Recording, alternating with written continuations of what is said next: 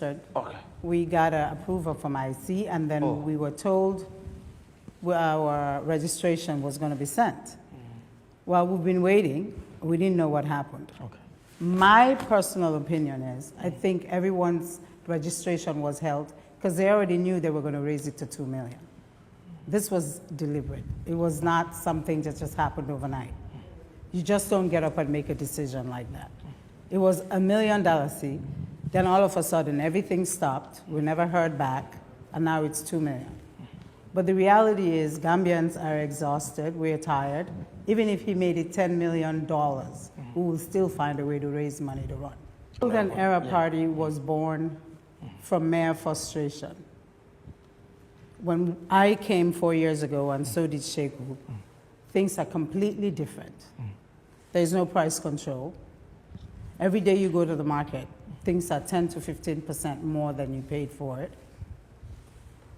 There's no logic and no rhyme of reason. Things don't make sense. And people we care about were being affected.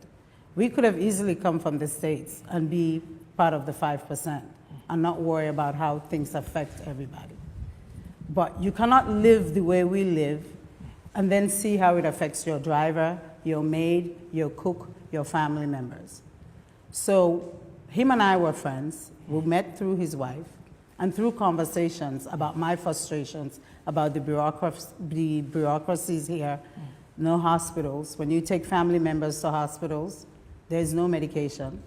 I've had a family member had his leg amputated at the hospital in Banjul, and I had to buy the bag for his leg to be discarded. So Golden Era Party was born from us wanting better for Gambia. And we feel like we have a proven track record and we can do a better job. He's the president, and I am his running mate. I am the vice president. So we both decided to work together because we only have 14 months left.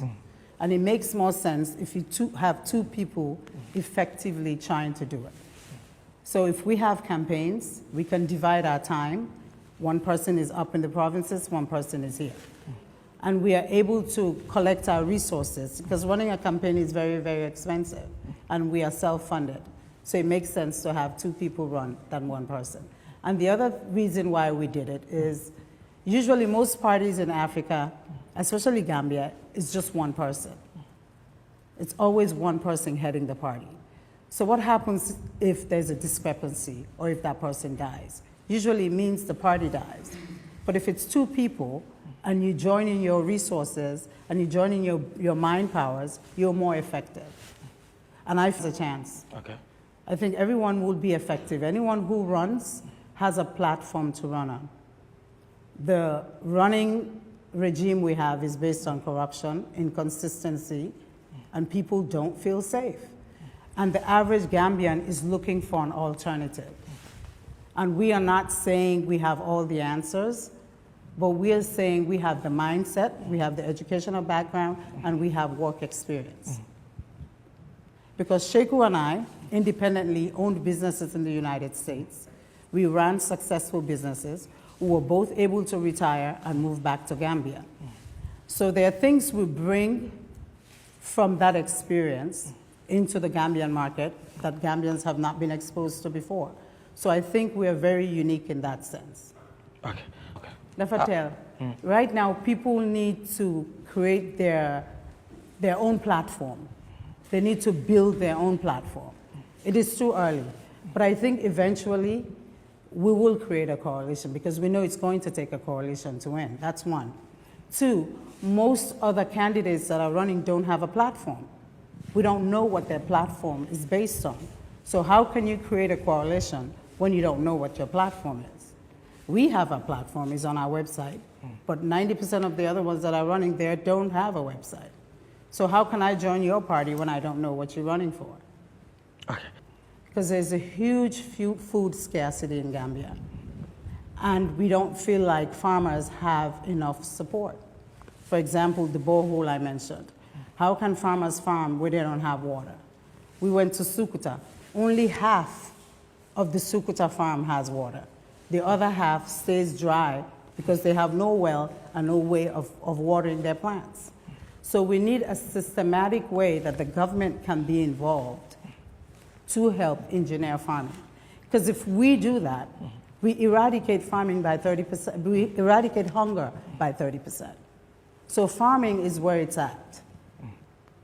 So we already have our plans for year 1, 2, 3, 4, and 5.